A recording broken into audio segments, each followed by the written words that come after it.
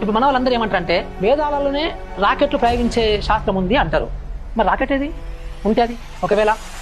So యాక్చువల్గా Germany వాళ్ళు నిజంగానే ఈ వేదాలలో ఎంత గొప్ప ఉందని చెప్పేసి ఈ వేదాలు మొత్తాన్ని తీసుకెళ్లి జర్మనీలో దానికి ఒక బ్రాంచ్ ఓపెన్ చేసి మొత్తం వడగొట్టారు. ఏమన్నా సైన్స్ దొరుకుద్దామా అని. అప్పుడు ఏం దొరికింది? ఏం దొరకలేదు. టు బి ఫ్రాంక్, ఎస్, నిజంగా కూడా మనకి విద్య అనేది, లిటరసీ అనేది, అక్షరాస్యత అనేది మనకి యూరోప్ కంటే ముందు మనకి వచ్చింది.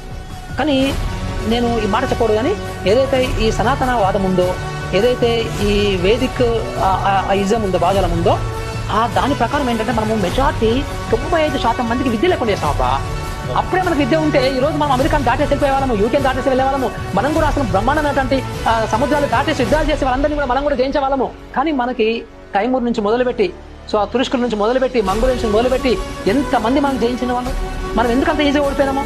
మొన్న బ్రిటిష్ వాళ్ళతో కూడా ఎంత ఘోరంగా ఓడిపోయినాం మనము.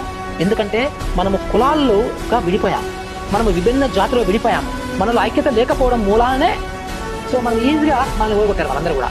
సో ఇదంతా కూడా ఆ విద్య ఇవ్వకపోవడం అనేది కారణమని నాకైతే చాలా స్పష్టంగా కనబడుతుంది, క్లియర్గా. మన దేశం ఈరోజు 132 ర్యాంకులో ఉండడానికి కూడా అదే కారణమని నాకైతే క్లియర్ కనబడుతుంది ఇదంతా.